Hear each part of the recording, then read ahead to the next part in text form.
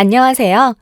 오늘은 근로장려금 반기 신청 안내문을 받지 못하신 분들이 홈택스 모바일 또는 홈택스 PC로 신청하는 방법에 대해 알아보겠습니다. 우선 홈택스 모바일을 이용한 장려금 신청 방법부터 안내해드리겠습니다. 신청 기간 중에 홈택스 모바일에 접속하시면 팝업으로 근로장려금 반기 신청 메뉴가 보이실 겁니다.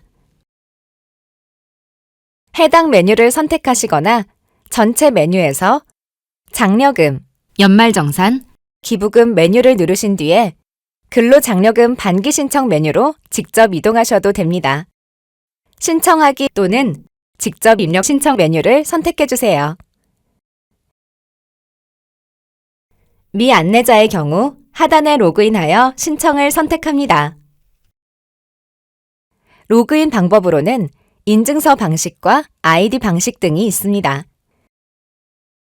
장려금 신청 시 국세청에 신고되어 있는 소득 내역을 자동으로 불러오려면 인증서 방식으로 로그인하셔야 합니다. 이제부터 신청서를 작성해 보겠습니다. 인적사항 입력 화면입니다.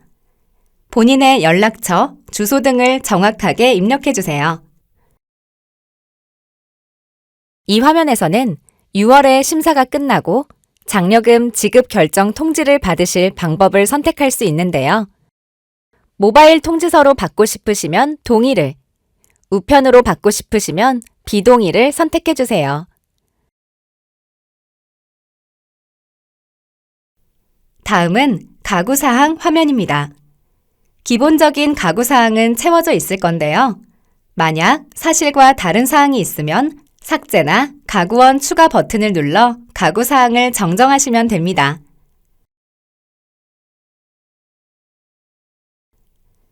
다음은 전세금 명세 화면입니다.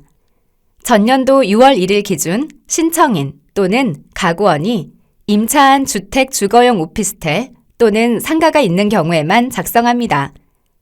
첫 번째, 임차한 주택과 주거용 오피스텔의 전세금은 해당 주택 기준 시가의 55%를 적용하여 평가합니다. 다만 임대차 계약서 등을 통해 확인된 실제 전세금이 간주 전세금보다 적은 경우에는 실제 전세금으로 적용되니 이런 경우라면 전세금 명세를 입력하신 후 임대차 계약서 사본 등 증빙 자료를 함께 제출해 주세요. 실제 전세금이 간주 전세금보다 높다면 전세금 명세를 따로 입력할 필요가 없습니다. 또 하나 주의하실 점은 거주하고 있는 주택의 소유자가 직계 존비속인 경우 해당 주택 기준 시가의 100%를 간주 전세금으로 적용합니다. 따라서 임대차 계약서를 제출하여도 그 금액은 인정되지 않는다는 점을 유의해 주세요. 두 번째, 상가 임차 보증금은 실제 지급한 보증금으로 평가하므로 임대차 계약서 등으로 확인된 전세금 명세를 입력한 후 관련 증빙 자료도 함께 제출해 주세요.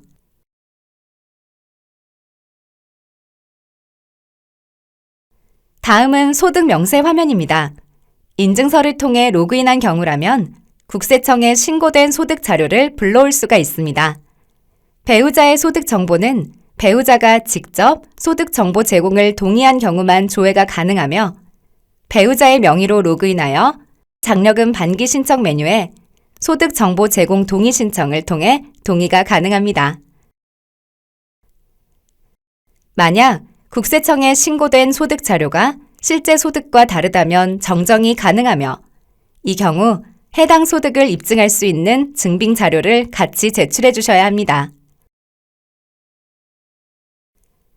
다음은 환급금 수령 방법을 선택하는 화면인데요.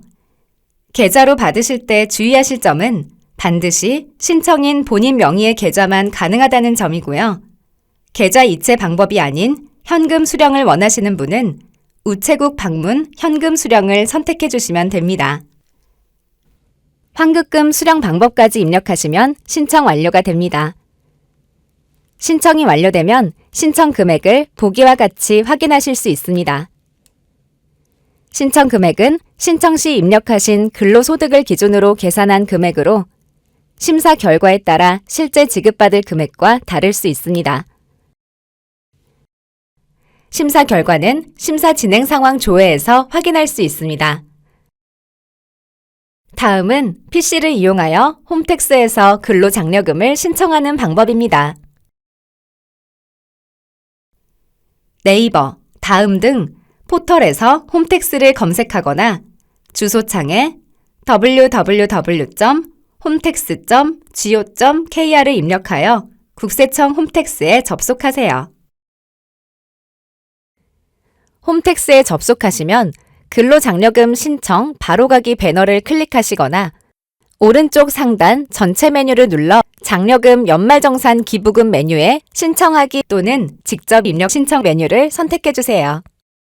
안내문을 받지 못한 경우 로그인을 선택해주세요. 안내에 따라 로그인을 진행해주세요. 국세청에 신고되어 있는 소득 내역을 자동으로 불러오려면 인증서 방식으로 로그인하셔야 합니다. 이제부터 신청서를 작성해 보겠습니다. 인적사항 작성 화면입니다. 본인의 연락처, 주소 등을 정확하게 입력해 주세요. 이 화면에서는 6월에 심사가 끝나고 장려금 결정 통지를 받으실 방법을 선택할 수 있는데요. 모바일 통지서로 받고 싶으시면 동의를, 우편으로 받고 싶으시면 비동의를 선택해 주세요. 다음은 가구사항 화면입니다.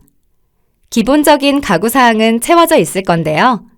만약 사실과 다른 사항이 있으면 삭제나 가구원 추가 버튼을 눌러 가구사항을 정정하시면 됩니다.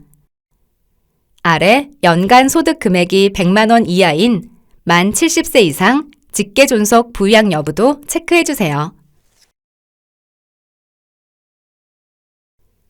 다음은 신청 자격 확인 화면입니다. 위의 유의사항들을 확인하시어 가구 유형별, 소득 요건, 재산 요건 등을 충족하신다면 선택해 주시면 됩니다. 가구원 재산 합계액이 2억 4천만 원 미만이지만 1억 7천만 원 이상이라면 해당 장려금의 50%만 지급됩니다.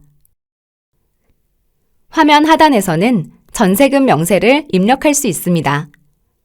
전년도 6월 1일 기준 신청인 또는 가구원이 임차한 주택 주거용 오피스텔 또는 상가가 있는 경우에만 작성합니다. 첫 번째, 임차한 주택과 주거용 오피스텔의 전세금은 해당 주택 기준 시가의 55%를 적용하여 평가합니다. 다만 임대차 계약서 등을 통해 확인된 실제 전세금이 간주 전세금보다 적은 경우에는 실제 전세금으로 적용되니 이런 경우라면 전세금 명세를 입력하신 후 임대차 계약서 사본 등 증빙 자료를 함께 제출해 주세요. 실제 전세금이 간주 전세금보다 높다면 전세금 명세를 따로 입력할 필요가 없습니다. 또 하나 주의하실 점은 거주하고 있는 주택의 소유자가 직계 존비속인 경우 해당 주택 기준 시가의 100%를 간주 전세금으로 적용합니다. 따라서 임대차 계약서를 제출하여도 그 금액은 인정되지 않는다는 점을 유의해 주세요. 두 번째, 상가 임차 보증금은 실제 지급한 보증금으로 평가하므로 임대차 계약서 등으로 확인된 전세금 명세를 입력한 후 관련 증빙 자료도 함께 제출해 주세요. 다음은 소득 명세 화면입니다. 인증서를 통해 로그인한 경우라면 국세청에 신고된 소득 자료를 불러올 수가 있습니다. 배우자의 소득 정보는 배우자가 직접 소득 정보 제공을 동의한 경우만 조회가 가능하며 배우자의 명의로 로그인하여 장려금 반기 신청 메뉴에 소득 정보 제공 동의 신청을 통해 동의가 가능합니다. 만약 국세청에 신고된 소득 자료가 실제 소득과 다르다면 정정이 가능하며 이 경우 해당 소득을 입증할 수 있는 증빙 자료를 같이 제출해 주셔야 합니다. 다음은 환급금을 수령하실 계좌 정보를 입력하는 화면입니다. 계좌로 받으실 때 주의하실 점은 반드시 신청인 본인 명의의 계좌만 가능하다는 점이고요. 계좌 이체 방법이 아닌 현금 수령을 원하시는 분은 우체국 방문 현금 수령을 선택해 주시면 됩니다. 환급금 수령 방법까지 입력하시면 신청 완료가 됩니다. 신청이 완료되면 신청 금액을 보기와 같이 확인하실 수 있습니다. 신청 금액은 신청 시 입력하신 근로소득을 기준으로 계산한 금액으로 심사 결과에 따라 실제 지급받을 금액과 다를 수 있습니다. 지금까지 안내문을 받지 못하신 분들이 홈택스, PC, 모바일을 통해 반기 근로장려금을 신청하는 방법을 알아보았습니다. 근로소득 지급 확인서를 허위로 발급받아 신청하는 경우에는 2년 또는 5년간 지급이 제한될 수 있다는 점은 유의하시어 신청하시기 바랍니다. 감사합니다.